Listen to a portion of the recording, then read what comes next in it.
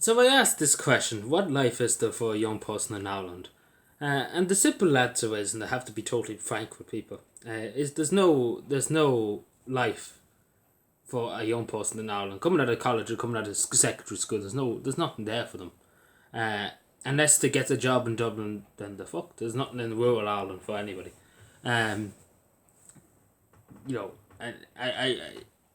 I hear so many people who were in my school have emigrated to go to other countries for better lives and to basically meet the bills at the end of the week just to survive, basically.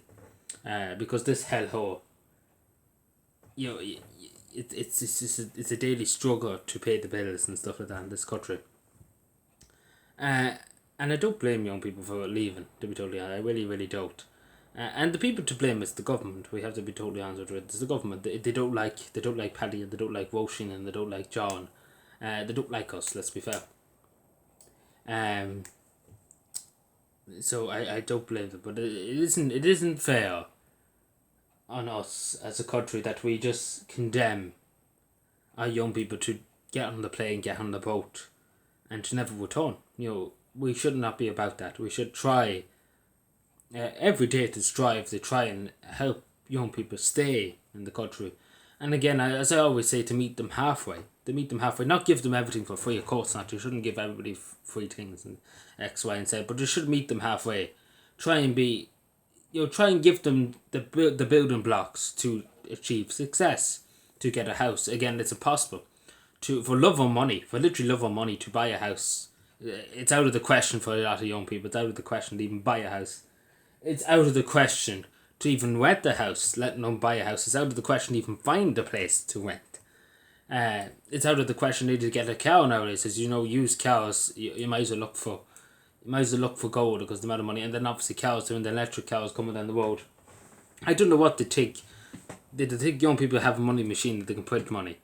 Again, this country is just a big money racket. It doesn't care about people. It's just about money, and it's just about wealth for the NGOs and etc. All them big corporations and X, Y, and Z. And it isn't fair on young people. We have to be totally honest with you. But as I said, meeting them halfway and being reasonable with people, with young people particularly, should be a policy of the government. Should be a policy that to try and keep young people in the country instead of having to emigrate. Because as we know, we lose so many great young Irish people who love their country, first of all, and who have such skills and such qualities that the rest of the world we can't afford to basically lose so many of our great young Irish minds to other countries. They should be at home.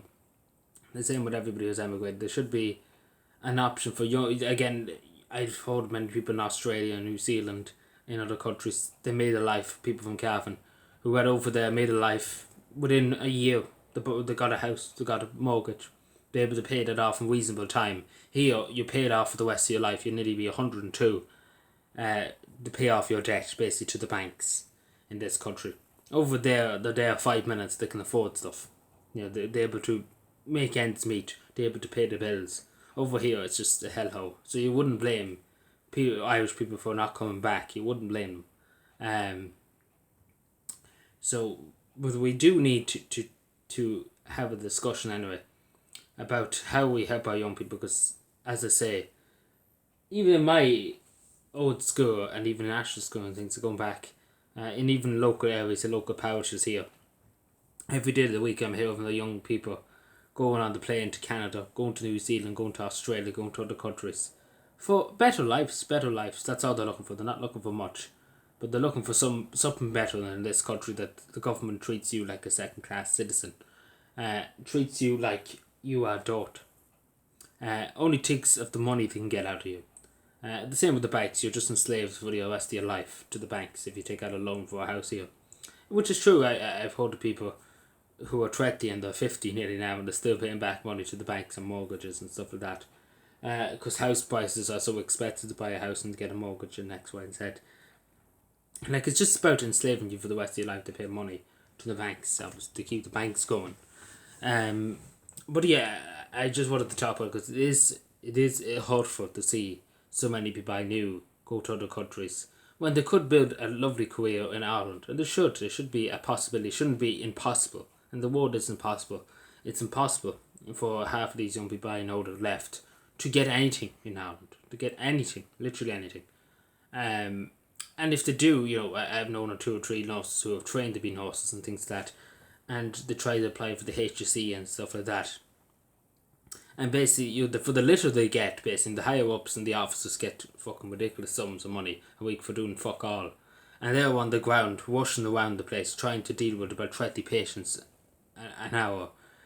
Again, being in wards, as you know yourself, there's only 2 nurses, possibly if you're lucky, per ward, to look after about 50 patients. Let's be fair.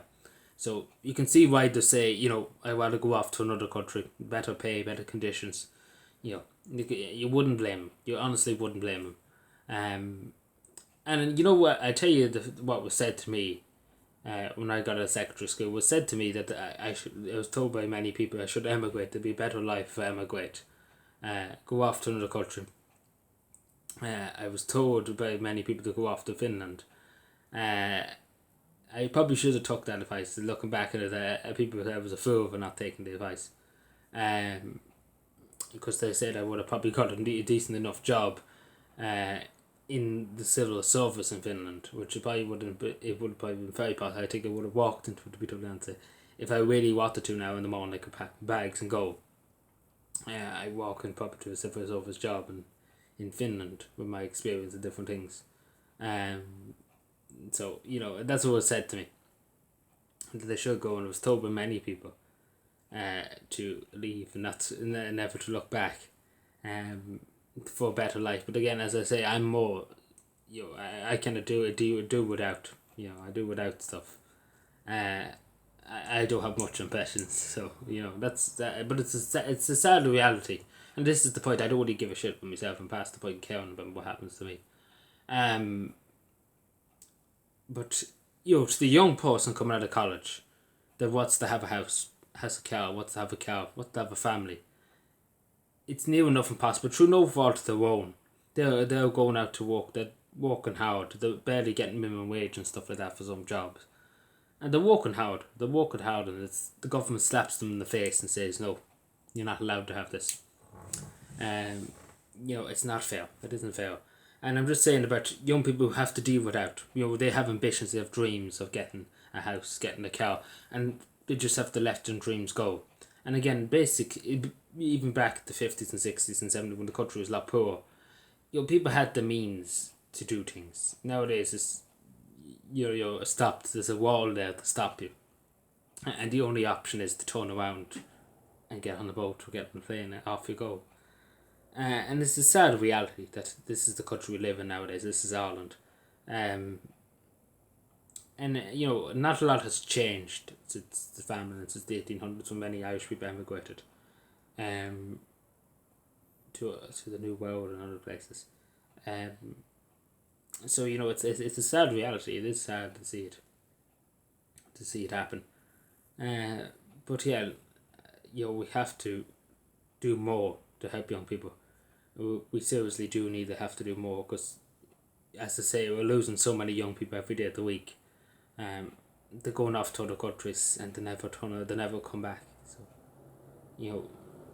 we do owe it, not to ourselves, we're not owe it to our generation, but we owe it to the young people coming after us, that they have a future in this country, and the option's not to go on a boat or a plane.